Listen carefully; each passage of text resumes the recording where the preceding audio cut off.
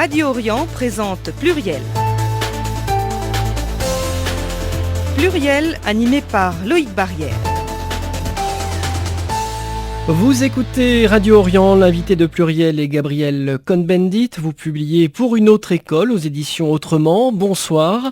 Bonsoir. Gabriel Cohn-Bendit, vous êtes un spécialiste de l'éducation. Vous êtes notamment le créateur du lycée expérimental de Saint-Nazaire. Votre livre est publié quelques jours après la rentrée scolaire, la première rentrée de Vincent Peillon. Et cet essai est en quelque sorte une lettre que vous adressez au ministre de l'Éducation. Je crois d'ailleurs que c'est une habitude que vous avez depuis 1982 d'écrire à chaque nouveau ministre de l'Éducation. Le premier chapitre de ce livre s'intitule « Pour une véritable refondation de l'école ». Alors Gabriel Cohn-Bendit, est-ce que cela signifie que le ministre n'a pas encore véritablement commencé ce travail de refondation de l'école ? Alors, il y a deux choses dans le livre. Il y a d'une part un certain nombre de choses qui pour moi sont fondamentales, et quand on parle de refondation, c'est vraiment refonder, c'est-à-dire des ruptures fondamentales avec le système actuel. C'est évident que Peillon, pour l'instant, n'a fait aucune rupture. Il a réparé quelques trucs qui me semblaient importants. Les centres de formation des maîtres qui avaient été supprimés, etc. Mais on ne peut pas dire qu'il ait refondé quoi que ce soit. Et même les rythmes scolaires, c'est réarranger des choses, mais en soi, il n'y a rien de refondamental là-dedans. Et alors, l'autre partie de ce livre, alors on verra pourquoi, sur le fond, la forme, cette école ne me satisfait pas, mais il y a la stratégie pour comment on peut faire. Et là, je pense qu'il est impossible aujourd'hui de refonder l'école. Vincent Peillon a dit, tout ça se fera, ne peut pas se faire sans et encore moins contre les enseignants, d'où il faut tirer une croix sur la refondation. Il n'y aura pas. Si les enseignants étaient prêts à ça, on le saurait depuis longtemps et ce serait déjà en marche. Donc on ne peut s'appuyer que sur une minorité d'enseignants, là on peut discuter. Vous dites 20%. Alors 20%, c'est quand j'ai un peu bu et que je suis optimiste.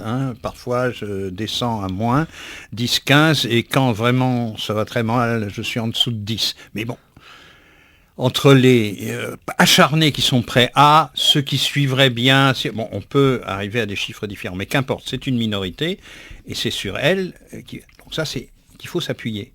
Ça, c'est pour moi la stratégie, celle que je défends. Dans ma première lettre ouverte à un ministre, c'était en 81. C'est mai 81 à Savary, c'est juste après l'élection de Mitterrand et la constitution du premier gouvernement Mitterrand. C'est effectivement, laissez-nous tenter, avec les élèves dont personne ne veut, des choses différentes.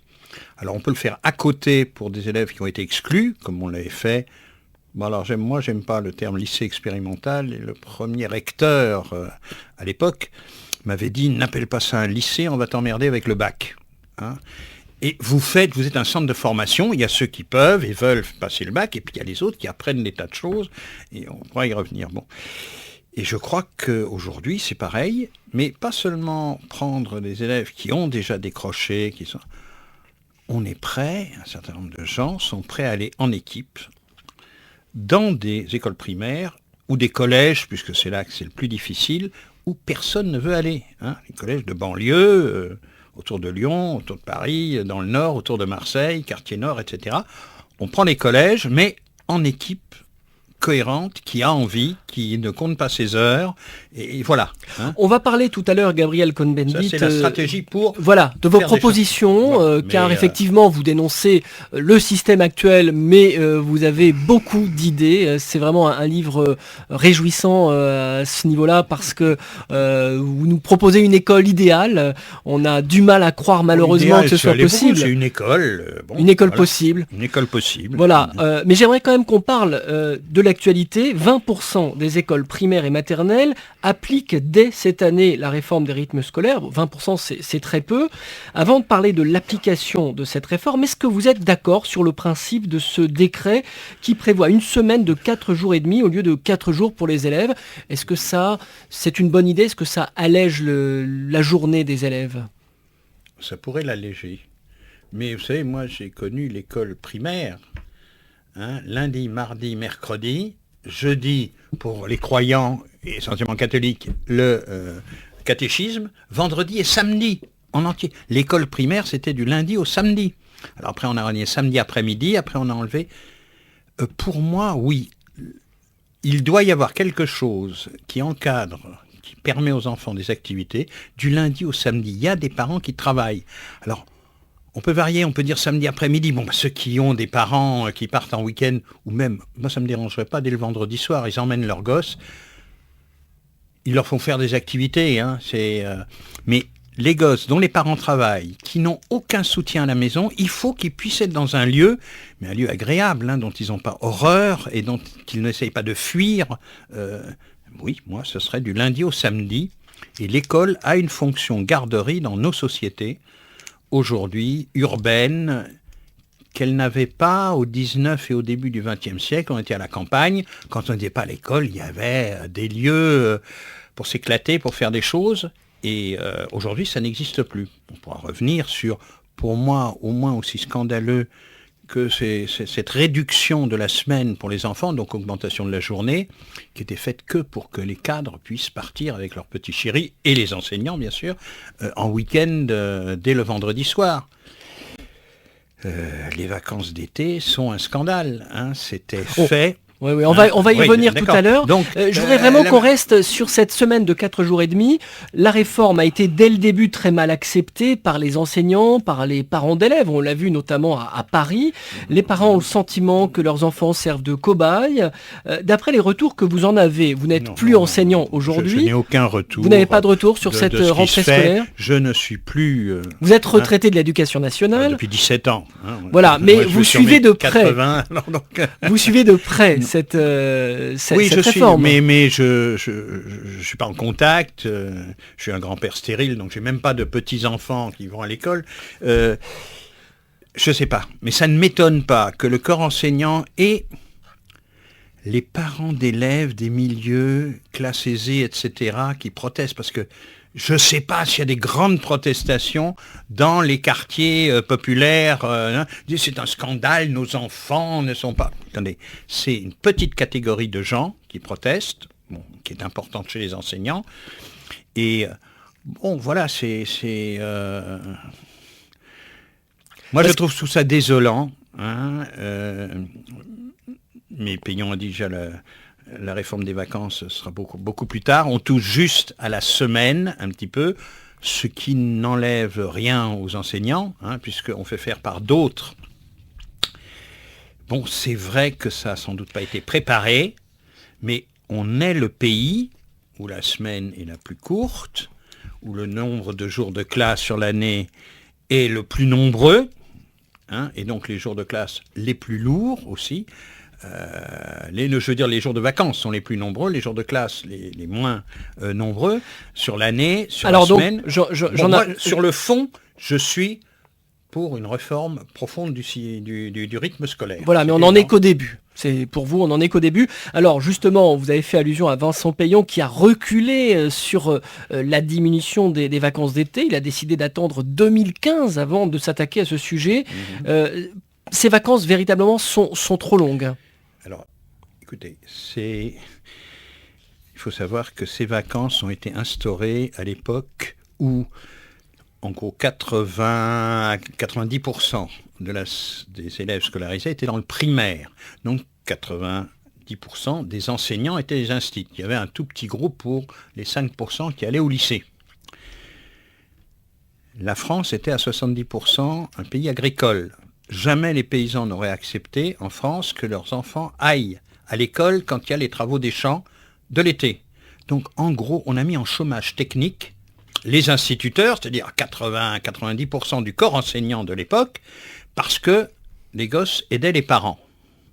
Aujourd'hui, il y a 1% de la population active qui est paysanne. Les enfants sont toujours en vacances, 2 mois, il n'y a plus de travaux des champs fait par eux, etc., puisqu'ils sont plus, ils tournent dans les quartiers, ils n'ont rien à faire. Alors justement, c'est ce que vous racontez très bien dans le livre, c'est qu'aujourd'hui, on met les enfants en vacances, mais ce n'est pas des vacances pour les enfants, puisqu'ils ne sont pas, ils ne vont pas... Si, c'est des vacances, ils ne vont pas à l'école. Ils ne vont pas à l'école, mais en même temps, il n'y a pas d'activité pour les enfants dans les quartiers défavorisés. Il n'y a rien. La grande époque des colonies de vacances après-guerre, où les comités d'entreprise, où les villes faisaient qu'un certain nombre de gosses pouvaient partir, ou d'ailleurs, à une époque, les instituteurs n'étaient pas toujours un couple, il y avait le mari qui travaillait, et il faisait une colo de vacances qui fait qu'il pouvait partir avec toute sa famille, sa femme et ses gosses, à la colo, ils étaient entretenus, c'est gratuit, il y avait un petit salaire, comme ça ils pouvaient aussi partir après, l'autre mois, où il n'avait pas de travail. Donc tout ça a disparu. Hein. En gros, ils n'ont plus besoin d'argent, donc ils ne veulent pas faire de colonies de vacances. C'est un prix fou de payer salariés des gens pour les colos de vacances. Donc il n'y en a plus. Ce qui fait que les gosses des classes aisées, on dit toujours les vacances, actuellement, il y a pratiquement un enfant sur 3, ça c'est sûr, qui ne part pas du tout en vacances en été. Mais si je compte les vacances de Noël, les vacances de février, les vacances de Pâques, même les gosses de cadres, mais là les cadres, on peut les envoyer ailleurs, etc., ne partent pas en vacances. Il n'y a que les gosses d'enseignants qui partent en été, à Noël, en février et à Pâques. Donc vous êtes en train de nous dire que l'école aujourd'hui est faite pour les enfants d'enseignants. Mais oui, mais tout à fait. C'est d'ailleurs eux qui réussissent le mieux à l'école. Et donc pourquoi les enseignants changeraient un système qui réussit aussi bien à leurs enfants ? Alors, chaque ministre de l'Éducation arrive avec une réforme, sa réforme. Résultat, il y a un manque de lisibilité pour les parents, pour les enfants. Si la droite arrive au pouvoir, on imagine qu'elle va changer à nouveau l'école. Est-ce qu'il faudrait sanctuariser l'éducation, qu'on ait une même politique, quelle que soit notre sensibilité ? Bon, alors je sais bien, je suis ici dans un lieu où on aime bien sanctuariser. Moi, je suis un vieil athée, donc moi, les sanctuaires, c'est pas mon truc. Mais il faudrait effectivement que des politiques éducatives ne changent pas à chaque fois qu'on change de gouvernement. Ou même au sein d'un gouvernement d'une coloration, quand on change d'un ministre à l'autre. Parce que sous une même majorité, il peut y avoir 2 ministres qui font des choses assez contradictoires. Voilà, mais ça... Alors, qui doit décider ? Pour l'instant, le poids important, c'est encore une fois le corps enseignant. Il accepte ou il n'accepte pas. Il faudrait effectivement qu'il y ait un grand débat national et qu'il y ait... les gens participent à ce que devrait être l'école. Mais c'est une chose difficile. Même les parents ont des avis contradictoires. Les parents qui peuvent payer de piano, le sport à leurs gosses, ils disent mais quand on l'envoie à l'école, c'est pas pour faire du piano, du sport, de la musique, etc. Donc qu'il n'y ait pas de musique, de théâtre à l'école, les classes privilégiées, ça les dérange pas.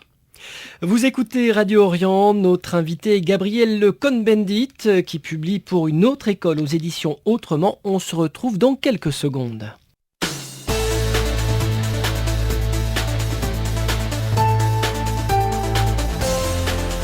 Pluriel, animé par Loïc Barrière.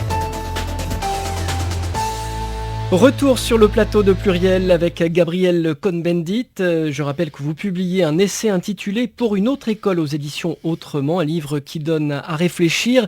Alors avant la pause, vous étiez en train finalement d'être peu aimable avec le corps enseignant. Vous avez été enseignant vous-même.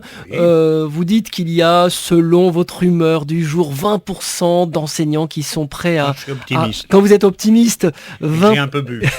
20% d'enseignants qui sont prêts à réformer les choses. Est-ce qu'il est possible aujourd'hui de réformer l'école compte tenu du poids des syndicats enseignants ? Alors, moi la bagarre sur les syndicats enseignants, les syndicats ils représentent les enseignants, y compris ceux qui ne sont pas syndiqués. Voilà, s'ils avaient d'autres attitudes, et il y en a qui ont d'autres attitudes, le SGEN par exemple a souvent d'autres attitudes, le SGEN CFDT, il est minoritaire, les gros syndicats auxquels j'ai appartenu. Le SNES par exemple ? Le SNES pour le secondaire. Donc, il ne faut pas dire, c'est les syndicats qui bloquent, les syndicats sont représentatifs. Donc ce sont les enseignants. Ce sont les enseignants, dans leur majorité, qui bloquent, c'est la façon dont ils sont recrutés, dont ils sont formés, qui fait qu'il est très difficile avec ce corps enseignant. Et encore une fois, parce que aussi leurs enfants, cette école leur réussit bien. On a parlé des vacances, mais les vacances, et les vacances de mes enfants, sauf les devoirs de vacances, ils n'en ont jamais eu, mais les vacances où on circule à travers toute l'Europe, on fait l'Italie du nord au sud, on voit plein de choses, bien sûr que c'est très formateur, hein, mais c'est pas le cas des autres enfants. Voilà, c'est comme ça. Alors, qui dit refondation, dit refonte des programmes. De quelle manière les programmes scolaires devraient-ils évoluer ? Vous parlez vraiment notamment de l'enseignement de l'histoire, de l'enseignement du français, des mathématiques. Vous en parlez dans le livre. Alors, les programmes, c'est quand même deux choses. C'est un certain nombre de contenus et c'est aussi ce qu'on doit faire à chaque niveau, hein, d'année en année, de mois en mois, de semaine en semaine. Hein. Bon, cette façon de concevoir l'école, j'y suis complètement hostile. Moi, un programme, ce serait à la fin de la scolarité obligatoire, 16 ans, le collège, voilà un ensemble de choses, de savoirs, de compétences qu'un jeune ou une jeune devrait avoir. Et ensuite, comment on arrive ? Par quel biais ? Ça, voilà, on laisse, et le rythme des gosses est très important. Il y en a qui sauront lire avant d'entrer en maternelle, voilà, c'est comme ça, sans qu'on les ait forcés. D'autres, c'est pas à 6-7 ans qu'ils avancent, c'est à 7-8 ans, et alors, hein, les enfants ont appris à marcher à des mois très différents. Hein, si on apprenait à marcher à l'école, tous les gens seraient dans des fauteuils à roulettes, hein, ils ne sauraient pas marcher, c'est évident. Hein. Donc, il faut laisser les rythmes des enfants. Et le programme, les gosses s'intéressent à des tas de choses, il faut laisser ça, les faire creuser les uns les autres. Je rappelle qu'un de mes amis, par exemple, disait « J'ai un enfant, il a appris à lire avec des coupures de journaux, des résultats des matchs de rugby. Ça le passionnait, dès 6 ans, il était passionné, ça découpait, et c'est là qu'il a appris. Un autre sur un manuel de bricolage, c'était un fou de bricolage. Manuel de bricolage, c'est pas passionnant pour la plupart des gens, mais lui, c'était sa passion. Donc, laissez les enfants poser leurs questions et organiser le travail en petits groupes, etc. Vous donnez un exemple dans le livre sur la géographie. Vous allez dans une école à Montreuil et une jeune élève originaire du Mali, en tout cas dont les parents sont nés au Mali, vous parle. Alors, c'était une institution à Montreuil qui avait regroupé des tas de jeunes, qui les regroupait régulièrement. Et là, c'était des jeunes qui étaient regroupés pour préparer des articles pour 3 grands journaux, Télérama, donc des choses sur la télévision, mais des vrais articles. C'était des gosses qui faisaient des petits journaux scolaires, hein, dans leur truc. Et là, c'était faire des vrais articles pour des journaux. Il y avait, pour Libération, à l'époque, avait une page Eureka sur les sciences, et donc des gosses devaient préparer des choses sur les sciences, bon, pour le journal. Hein. Et moi, il m'avait invité, il préparait pour Le Monde de l'éducation, dont on parlait tout à l'heure, qui existait encore à l'époque, des articles sur l'éducation. Et donc l'animateur de ce centre à Montreuil m'avait fait venir, et j'avais fait venir aussi d'autres pédagogues, hein, Philippe Mérieux, et moi pour parler du fameux centre lycée expérimental de Saint-Nazaire. Alors, petite anecdote, alors donc il y avait 5-6 élèves typiques Montreuil, 4 complètement blacks, et puis 2 teints clairs plutôt maghrébins. Hein, voilà, c'était la population Montreuil. Alors, je leur ai présenté le lycée expérimental, et à un moment, j'ai dû sortir aux toilettes. Et l'animateur m'a dit, c'était très drôle, les gosses sont accrochés en disant, ils nous racontent des salades. Une école comme ça n'existe pas. Jamais, attends. Et les autres, mais non, il a l'air sérieux quand même, ça n'a pas l'air de... Bon, bref. Donc, je suis revenu, et je leur ai fait faire un petit texte. Bon, dites-moi ce que vous pensez de l'école. Berck, bon, on n'aime pas, c'est mauvais, l'histoire, beau, la géographie, beau. Et j'avais demandé, alors là... interrogé une petite fille qui m'a dit qu'elle était d'origine malienne. J'ai dit, mais attends, tes parents sont ici, en France, pourquoi ils ne sont pas en Allemagne ou en Anglais ? Il y a eu quelque chose entre la France et le Mali oui, bon, ça t'intéresserait de savoir un petit peu ça plus... Il me dit, bah oui, mais je lui dis, c'est ça l'histoire. Hein. C'est l'histoire, savoir pourquoi, qu'est-ce qu'il y a eu entre la France et le Mali. Et après, j'ai dit, mais le Mali, c'est grand, qu'est-ce qu'on y produit, qu'est-ce qu'on y cultive, tes parents, ils sont de quelle région du Mali, ça t'intéresserait ? Bah oui, mais j'ai dit, c'est ça la géographie. Oui, mais c'est pas ça qu'on fait à l'école. Voilà, bon, autrement dit, les gosses ont des intérêts, mais tout d'un coup, on leur présente des choses qui est loin de leurs préoccupations. Et c'est vrai que si on laissait faire des gosses qui sont d'origine malienne, d'origine, parler des coins dont ils sont d'origine, historiquement, petit à petit, après, on parlera d'autres choses, pas que de là où tu es né, où tes parents sont nés. Ça ne se fait pas tout de même avec, il y a certains profs, j'imagine, un petit peu plus militants, mais de bien manière sûr que ça se fait, individuelle, qui le font. C'est les 15-20%. Mais le problème, comment boucler le programme? Un gosse qui parle de ça au moment où au programme, il faut faire ça, comment le prof il va boucler son programme à la fin de l'année? Les programmes, c'est aussi fait pour que les profs n'aient pas à parler entre eux. Je fais ce qu'il y a dans le programme, le prof qui vient l'année d'après, il commence. Les profs, ils terminent toujours le programme. Ouf, j'ai terminé mon programme. Les gosses... Ce que vous dites, par exemple, c'est qu'il y a une école qui s'appelle l'école Vitruve à Paris, où les enseignants se réunissent tous les mardis soirs. Ils terminent en général leur réunion tous les soirs à 23h, minuit. Effectivement, ce sont des enseignants volontaires. On n'imagine pas ça dans d'autres écoles. Des enseignants qui se réunissent des enseignants, jusqu'à minuit. Bon, la plupart sont des amis et certains très proches. Alors Vitruve, c'est une école qui, dès les années... Elle est située dans le 20e, dans le quartier Vitruve ? Dans le quartier Vitruve, et qui a été créée en 1962. Eux, ils ont fêté 50 ans d'existence par un inspecteur primaire qui faisait partie des mouvements pédagogiques, le groupe français d'éducation nouvelle, etc. Et qui depuis marche comme ça. Quand Ségolène Royal, quelques années candidate, avait parlé des 35 heures de présence pour les enseignants, ce qui avait fait hurler, eux, ils ont dit à leur réunion, chic, nous, ça nous fera 10 heures de moins par semaine. Alors, voilà. C'est ça, c'est des enseignants, vraiment, les gosses, c'est important pour eux. Toute l'école, on n'est pas enfermé chacun dans sa classe, l'unité, c'est l'école, et ils travaillent tout à fait autrement. D'ailleurs, Madame Paul Langevin a été l'autre jour, c'est dans cette école qu'elle a été inaugurée, la petite charte de la laïcité. Mais en même temps, ce que vous dites va faire hurler les enseignants. C'est-à-dire quand vous dites qu'ils devraient être beaucoup plus présents à l'école. Mais c'est bien pour ça que je dis, laissez faire les enseignants qui sont prêts à faire ça. Bon, ceux qui sont à Vitruve, ça fait 50 ans qu'ils arrivent à regrouper. Il y a d'autres endroits où personne ne veut aller. Il y a une école à Mont-Saint-Barreuil qui a été prise par une petite équipe plus homogène, là, pédagogiquement, groupe Freinet, etc., qui a été suivie pendant 5 ans par l'Université de Lille. Cette école, c'était dans un lieu, mais vraiment pourri, c'était grave, il y avait l'absentéisme au primaire, il y avait des bagarres et tout. 5 ans, il n'y a plus de problème. Il n'y a plus de problème, les gosses. Il n'y a pas de gosses qui sortent sans savoir lire et écrire. Là, nos auditeurs doivent quand même s'interroger, c'est quoi cette école Vitruve, le lycée de Saint-Nazaire? C'est quoi la philosophie de ces écoles qui sont ultra minoritaires en France? Oui, mais mais vous aimeriez effectivement les développer on a une tradition qui remonte à très loin et dont, la plus récente, je veux dire, vraiment, c'est... En gros, le mouvement Freinet, c'est après la guerre de 14, qu'il a lancé tout un mouvement pour pratiquer autrement. La philosophie, c'est que c'est pas aux gosses de s'adapter à l'école, mais de s'adapter aux gosses.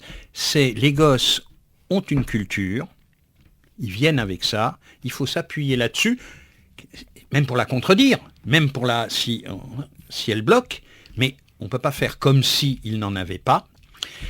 Et puis voilà, on tient compte de leur curiosité. Les gosses sont curieux. L'école tue la curiosité. Les parents commencent par tuer aussi. Oh, arrête avec tes questions. On rentre fatigué. Il faut redévelopper tout ce que les parents ont un peu tué parfois, quel que soit le milieu, fatigué le soir. Pourquoi l'école doit refaire vivre ça. Et les gosses, ils posent plein de questions. Ils ont envie. Et on lui dit, on va travailler ça. Une seconde, le mouvement Freinet a inventé un truc fantastique, une petite encyclopédie. Et là, s'ils ne veulent pas la numériser, je ne sais pas pourquoi, là aussi ils ont des blocages, la bibliothèque de travail.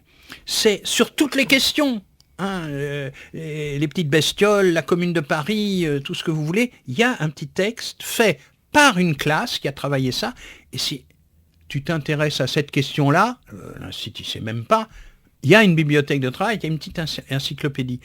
voilà, laisser les gosses aller vers ce qui les intéresse. C'est comme ça que la lecture deviendra quelque chose d'intéressant.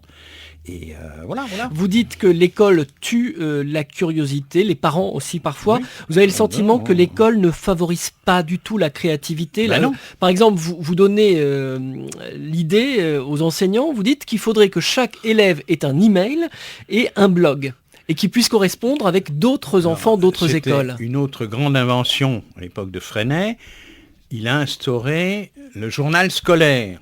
Alors à l'époque...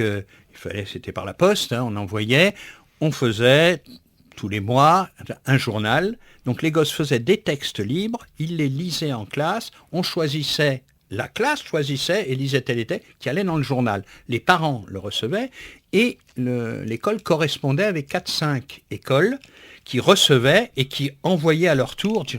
C'est comme ça qu'on motivait. Écrire, c'est pas faire une rédaction pour le maître qui est là, à qui on peut raconter sur un thème qui vous intéresse pas. Et où après, en plus, il va noter toutes les fautes d'orthographe et il va mettre une note. Travailler dans ces conditions-là, c'est pas très passionnant. Oui, ce que vous Faire dites, un texte pour le journal... Oui, ce que vous dites finalement, c'est que les enfants sont contraints d'écrire pour voir s'ils savent écrire, alors que vous pensez que d'abord il faut développer ce que l'on a en soi, l'envie de raconter. Tout le monde est un écrivain potentiel. Alors ça, je sais pas, il y en a qui, ce sera plus ou moins, il y en a qui s'exprimeront plus par le dessin, bon ça, je sais pas, mais c'est vrai qu'en gros, il faut donner, même à ceux qui le feront un peu moins que d'autres, l'envie. Et après, une fois que tu as l'envie, c'est vrai que ça va tout seul. Et alors sur la question de l'orthographe, là vous êtes très virulent. Vous dites, d'ailleurs vous reconnaissez vous-même que vous faites parfois des fautes d'orthographe. Non, souvent. Vous en faites souvent des fautes d'orthographe et vous trouvez qu'on se focalise trop sur ces fautes d'orthographe. Alors, je rigole parce que hier soir, je fais une petite signature du livre à côté d'une librairie, la parisienne, l'Arbre à Lettres, dans le 14e. On a un petit hôtel à côté où on est lié. Et on a eu avec un journaliste d'un site une engueulade très forte sur cette histoire d'orthographe. Et ce qui est incroyable, personne ne sait. Alors, on confond orthographe et grammaire. Orthographe et la langue française, comme toutes les langues, est d'abord quelque chose de parlé. Alors, plus ou moins bien, là, la correction de la langue, c'est une chose. Alors après, il y a la transcription. Et c'est vrai que la transcription des langues a été un grand problème dans les différents... Quel type de caractère ? Caractère arabe, caractère cyrillique pour les langues. Bon, les Chinois, c'est des idéogrammes. En gros, la plupart des langues, y compris l'arabe, il y a eu quelque chose qui se rapprochait à ce qu'on entend, alors que ce soit syllabique ou par lettres. Alors certains ont été très loin, et aujourd'hui par exemple, des tas de langues qui n'étaient pas transcrites, comme en Afrique, en Afrique noire, ont été transcrites par des linguistes phonétiquement. Il y a un son O, et pas, ça ne s'écrit pas de trois façons, A-U, E-A-U, E-O, etc.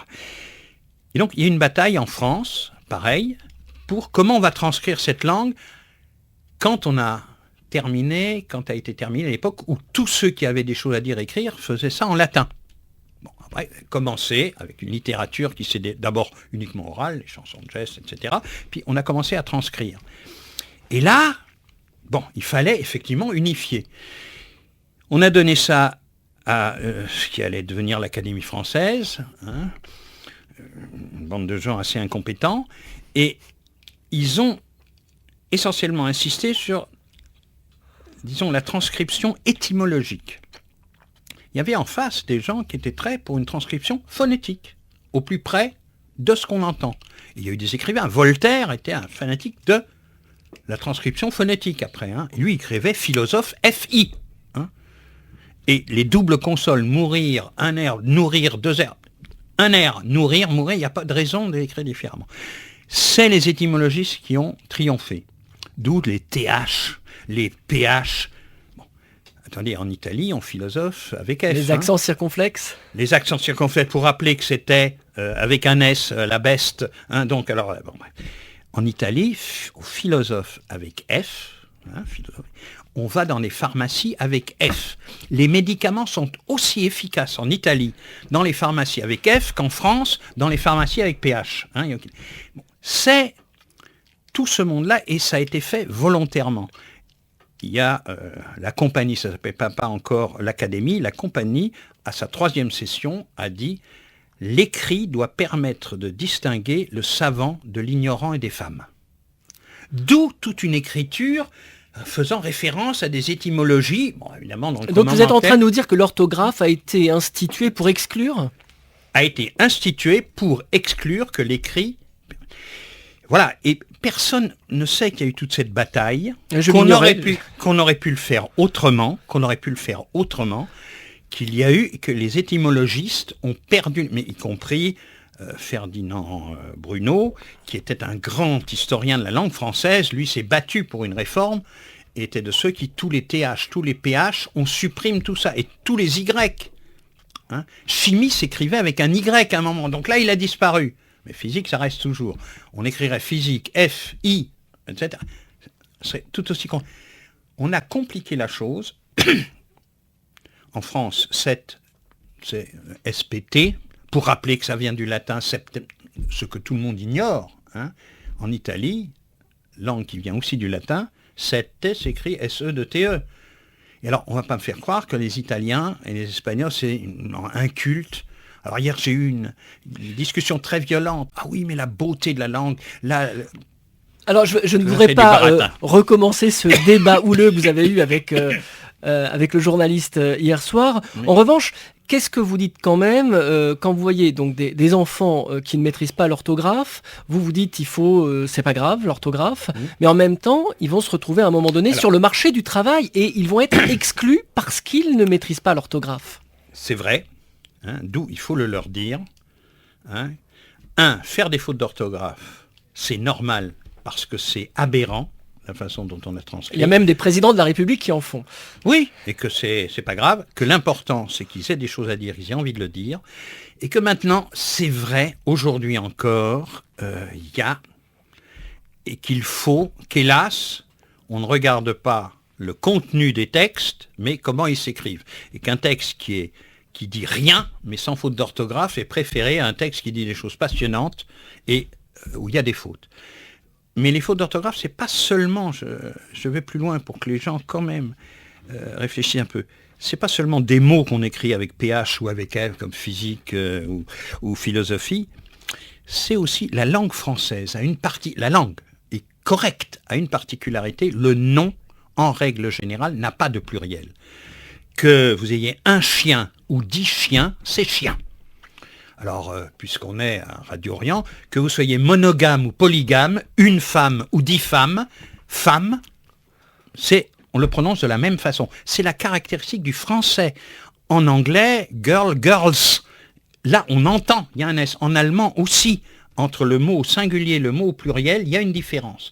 D'où les gosses oublient le S. Alors, il y a quelques noms qui ont une exception, mais ça, tout le monde, petit à petit. Alors, cheval, chevaux, ce qui donne sa belle histoire, la petite fille qui dit « Oh, papa, regarde, il y a des chevals là-haut. » Le papa dit « C'est pas des chevals, c'est des chevaux. » « Oh, ça ressemble drôlement à des chevals. » Bon, mais, je veux dire, et on complique la vie des gosses avec ça, et j'en terminerai avec l'orthographe, il faudra un jour 2 choses, aussi en grammaire. Le participe passé, mais il faut que les gens le sachent. Parce qu'on a une pause publicitaire, je vais être vous interrompre. On le reprendra après. On le reprend juste après la pause. L'invité de Radio Orient est Gabriel Cohn-Bendit. Vous publiez pour une autre école aux éditions Autrement. On se retrouve dans quelques instants. Dernière partie de Pluriel avec Gabriel Cohn-Bendit. Je rappelle que vous publiez pour une autre école aux éditions Autrement. Alors juste avant la pause, on parlait de l'orthographe, c'était vraiment passionnant. Et vous vouliez ajouter quelque chose sur le participe passé? Oui, le participe passé, on embête les enfants sur l'accord du participe passé. Le participe passé, là encore en français, il est invariable. Hein, il est venu, ils sont venus, eu. Hein, j'ai mangé des pommes, ou les pommes que j'ai mangées, et... Sur l'accord, selon que c'est invariable. Qu'est-ce que c'est d'introduire ces choses-là dans... Bon, là, évidemment, les gosses, ils passent à côté. Hein, ou en gros, sont bons en orthographe des gens qui ont une bonne mémoire visuelle. Hein, bon, et ceux qui, comme moi, sont des bavards et des oraux, et voilà. Donc, c'est grave qu'on ait fait à ce point. On ne changera pas. Ce qu'il faut que les enseignants sachent, d'ici quelques années, nos ordinateurs corrigeront, et là, correctement, toutes les fautes. Hein, voilà, déjà. Et donc ça n'aura plus grande importance, c'est vrai, mais c'est quand même mettre dans la tête des gosses. Et c'est vrai que s'ils pouvaient taper tout de suite à l'ordinateur, alors là, horreur, hein, il ne va plus écrire en script, etc. Ben non, plus personne n'écrit en script, tout le monde tape. Hein, et ben on tape, on apprend à lire et écrire, ce serait bien plus facile. Et là, les fautes d'orthographe, je dis dans quelques années, toute grammaire seront corrigées par l'ordinateur. Alors, quand on lit votre livre, il y a un sentiment double, Gabriel Cohn-Bendit. C'est vrai que, voilà, on se dit qu'on aimerait la connaître, cette école idéale que vous décrivez, et en même temps, on est obligé de constater la réalité. J'imagine que les parents qui vous écoutent aujourd'hui doivent se dire, mais qu'est-ce que je peux faire pour mes enfants, puisque, par exemple, vous dites qu'on n'apprend pas la musique classique à l'école, il y a un tas de... Finalement, on passe à côté d'un tas de choses à l'école, et les parents ne savent pas quoi faire. Mais bon, c'est ça qui est grave. Je pense que l'école, justement, doit permettre de résoudre un certain nombre de questions que les familles ne peuvent pas résoudre. Hein. Et donc, je ne peux pas dire aux familles, qu'est-ce que vous pouvez faire pour remplacer, et surtout à des familles de milieux très populaires, etc. C'est à l'école de jouer ce rôle-là. Alors, la seule chose, je me bats, et là, les familles peuvent peut-être, dans les quartiers où il y a des collèges dits difficiles, hein, demander qu'il y ait des équipes d'enseignants cohérentes qui sont prêts à donner plus de temps. On ne peut pas obliger les gens à travailler plus longtemps. Donc c'est des volontaires hein, qui travailleraient là, les 45 heures, etc. Les fameux 20%. Les fameux 20%. Les syndicats ne pourraient pas protester, parce que c'est des quartiers où personne ne veut aller, où on oblige donc des volontaires qui vont là, ils prennent la place de personne. Hein.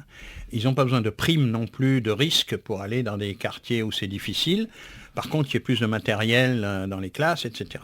Bon, voilà, c'est la seule solution aujourd'hui, là où c'est le plus difficile, et de voir si on ne peut pas réussir. Et donc là, oui, des enseignants feraient écrire des enfants, leur diraient que c'est pas grave s'ils font des fautes, que c'est normal, mais que dans le monde d'aujourd'hui, et tant qu'eux ne seront pas encore adultes, ils auront un autre regard, il faut faire attention d'en faire pas trop, si ce n'est que les CV maintenant, on les a tout faits, il ne faut pas rigoler, ils ne seront pas jugés à l'embauche sur leur orthographe, puisque le CV qu'ils remettront, ils peuvent le trouver tout fait, etc.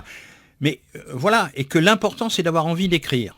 Et quand toute cette génération que un philosophe Michel Serres appelle mes petits poussets, mes petites poussettes, parce qu'avec les petits pouces là on écrit, quand elle aura généralisé sa façon d'écrire, parce que c'est la grande révolte contre l'orthographe, là, les petits SMS qui horrifient tant le corps enseignant et les adultes, c'est comme ça, on comprend rien, hein, mais les gosses se comprennent très bien.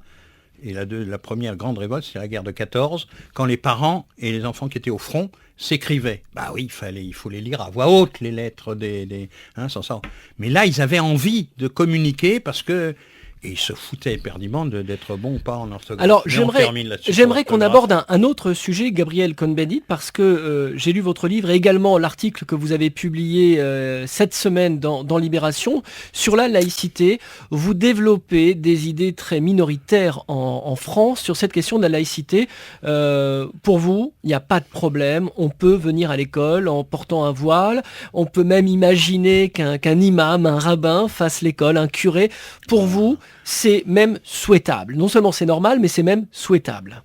Souhaitable, je ne sais pas, là-dessus je ne sais pas, mais si un rabbin ou un imam a les diplômes en mathématiques ou en philo, bon le rabbin... Vous vous rappelez l'abbé Pierre qui venait siéger avec sa soutane à l'Assemblée nationale. Ça c'est autre chose, c'est dans une institution comme l'Assemblée, je dis si aujourd'hui une jeune élue, ou moins jeune, avec un turban, je dis même pas un voile, venait, ce serait un scandale, toute l'Assemblée dirait tu retires ça ou tu sors.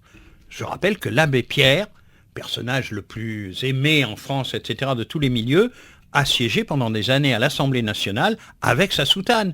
Et que l'Assemblée n'est pas devenue un truc communautaire ni catho, parce que l'abbé Pierre, et il y en avait d'autres, hein, le chanoine Kir, moins populaire, etc., siégeait aussi. Une institution, c'est l'institution qui est laïque. Ça veut dire qu'elle accepte tout le monde tel qu'il est. Hein. Les petites filles avec voile, les petits gamins avec kippa, et là, s'il n'y en a plus des gamins avec kippa, parce qu'ils sont dans des écoles confessionnelles, ce qui pour moi est le pire. Dans quelques années, des grands pays qui ont beaucoup d'argent, le Qatar, au lieu de s'occuper que des équipes de football, vont faire des écoles où les filles pourront venir avec turban et on ça, aura vous le enfermé. Moi, ça me fait C'est peur. ça le vrai communautarisme. Ça, pour moi, les petits cathos dans des écoles cathos, les petits musulmans dans des écoles musulmanes, les petits juifs et les petits athées alors dans l'école publique. Moi, je suis pour que tout le monde soit dans la même école. Tu viens comme on veut. On respecte, y compris pour le manger, je le dis, pour ce halal ou kasher, la viande, pas de porc, etc. On n'a pas mangé de poisson, et toujours dans plein de cantines, le vendredi, parce que les catholiques ne mangent pas de poisson. Dans toutes les écoles laïques, on mangeait du poisson. Donc, je dis, on peut respecter tout ça. Autre problème, c'est si des familles disent, telle partie du programme, sur la reproduction, non, je ne veux pas, on interdit. Là, on se bat. Non, ça continuera. Ça, à l'école, on le fera, mais on peut débattre. Des gens disent, oui, mais s'il y a des créationnistes, ils développent des idées. Moi, ça m'est complètement égal qu'un élève dit, moi, non, c'est Dieu qui a créé, c'est pas la sélection naturelle des animaux. On en débat, travaille un peu ta question, expose à tes camarades, comme ça, on se forme. La charte de la laïcité qui est censée être affichée dans tous les lycées, les écoles primaires, les collèges, pour vous, ça sert à quelque chose ? Non. Je veux dire, une charte de la citoyenneté. Qu'est-ce que c'est que devenir citoyen ? Comment on respecte, on ne tape pas tout de suite quand on n'est pas d'accord. Comment on traite ? Ça, qu'est-ce que c'est qu'être citoyen ? Comment on le fait ? Et on l'élabore avec les élèves. Comment on discute ici ? Comment ici, dans une école où il y a un peu de tout le monde, hélas, il n'y a plus comme ça, comment on traite le Moyen-Orient ? Comment on traite le problème de la Syrie ? Ça vous intéresse ? Les Roms, vous dites qu'il faudrait parler de la question des Roms aussi à l'école. C'est toute la presse. Les Roms, c'est quoi les Roms ? D'où ça vient ce truc ? Chacun peut parler de ses origines, mais même quand il n'y a pas de petits Roms en classe, puisque là, s'ils n'y vont pas, etc., que les gosses travaillent toutes ces questions à l'école. Et la morale laïque, il n'y a pas. Ça n'existe pas. Pour moi, ça n'existe pas. Il n'y a pas une morale laïque. Pour moi, la morale laïque, c'est cette chose unique. Tout a le droit de venir dans l'école. Personne n'a le droit d'en faire.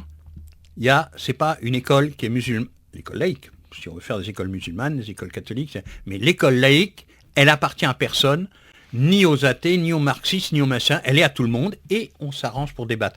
Cette école en plus, où on n'a pas le droit d'exprimer ses idées politiques, mais si. Et on en discute ensemble. Alors justement, Gabriel Cohn-Bendit, avec beaucoup d'humour, vous rappelez que les reproches qu'on fait à l'école ne datent pas de mai 68, une période à laquelle on vous associe, vous et votre frère Daniel Cohn-Bendit. Vous montrez que même à l'école, à l'époque de Socrate, on se plaignait déjà du comportement des élèves. Et puis alors, vous venez de prendre le livre. J'imagine que vous allez peut-être nous lire le poème de Victor Hugo que vous publiez intégralement dans le livre. Alors d'abord, si on a 2-3 secondes, on a 2 minutes malheureusement. Sur l'autorité, notre jeunesse est mal élevée, elle se moque de l'autorité, n'a aucune espèce de respect pour les anciens. Nos enfants d'aujourd'hui ne se lèvent pas quand un vieillard entre dans une pièce, ils répondent à leurs parents et bavardent au lieu de travailler, ils sont tout simplement mauvais.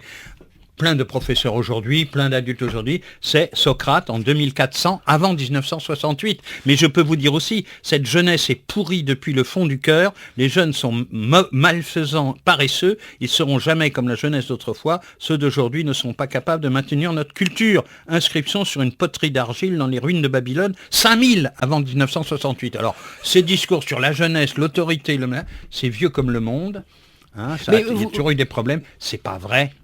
Mais vous sentez quand même que notamment à droite, on remet en question mai 68 depuis déjà quelques années. Il faut à chaque fois avoir quelque chose pour dire c'est lui qui est responsable. Ça nous évite de réfléchir à que les jeunes, hélas, ne sont pas contre l'autorité.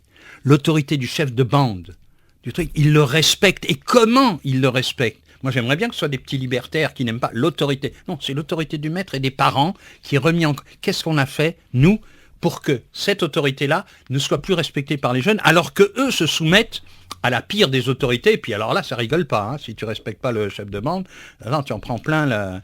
Voilà, sur l'autorité, c'est pas comme ça, c'est en travaillant autrement, en faisant pas d'angélisme, il y aura des trucs difficiles, moi je me suis engueulé avec plein d'élèves, mais ils avaient le droit de me répondre, ils avaient le droit de se défendre. Vous avez bien sûr comparé le système scolaire français à ce qui se passe à l'étranger. Il nous reste 1 minute. On donne souvent en exemple les pays nordiques. Quels sont les pays dont on devrait s'inspirer ?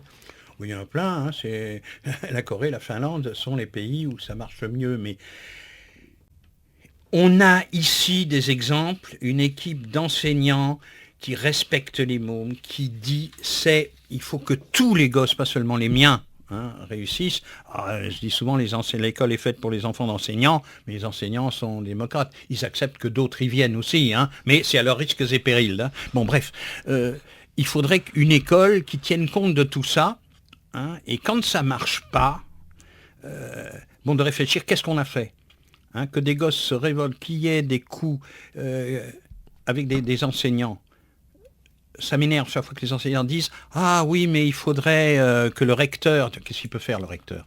On sait que Madame Untel un jour, ça va mal se terminer. Ce que vous dites dans le livre, c'est que vous avez le sentiment que les enseignants ne prennent pas toujours leurs responsabilités. Oui.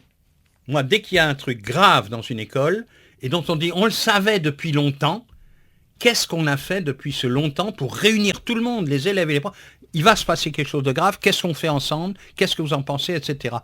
Il trouverait les solutions. Ce n'est pas au recteur qui est là-bas dans son bureau de résoudre ce problème, ni même au chef d'établissement qui est là-bas dans son bureau aussi. C'est aux enseignants de trouver des solutions.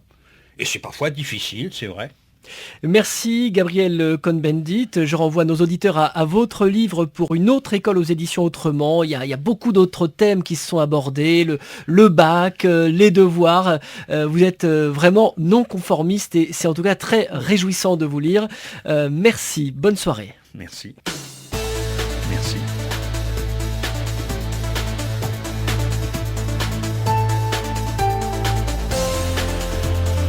C'était Pluriel, une émission hebdomadaire présentée par Loïc Barrière.